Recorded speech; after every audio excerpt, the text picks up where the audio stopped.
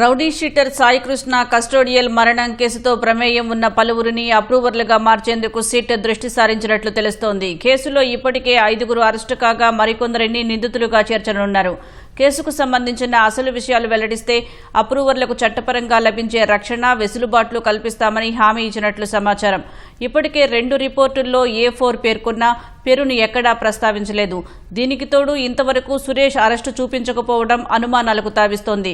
SIT అధికారులు ఇచ్చిన హామీతో పలువురు సాక్ష్యం చెప్పేందుకు ముందుకు వచ్చే అవకాశం ఉందని భావిస్తున్నారు. కీలక నిందితులు అశోక్, నాని, సిడిఆర్లను దర్యాప్తు బృందం క్షుణ్ణంగా విశ్లేషిస్తోంది. అనుమానం ఉన్న రోజుల్లో వీరు ఎవరెవరితో మాట్లాడారనే అంశంపై దృష్టి సారించారు. కేసుతో వారికేమైనా సంబంధం ఉందా అనే కోణంలో ఆరా తీస్తున్నారు. సాయికృష్ణను మార్కాపురం నుంచి తీసుకువచ్చాక కృష్ణలంక స్టేషన్లోని 2వ అంతస్తులో ఉంచినట్లు విచారణలో తేలింది. ఆ సమయంలో సాయికృష్ణను ఎవరు చిత్రహింసలకు గురిచేశారనే అంశంపై ఆరా తీయనున్నారు.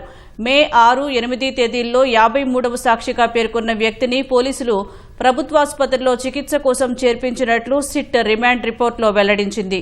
ఎవరా వ్యక్తి అనేది మాత్రం ఎక్కడా పేర్కొనలేదు. త్వరలో దీనిపై స్పష్టత వచ్చే అవకాశం ఉంది.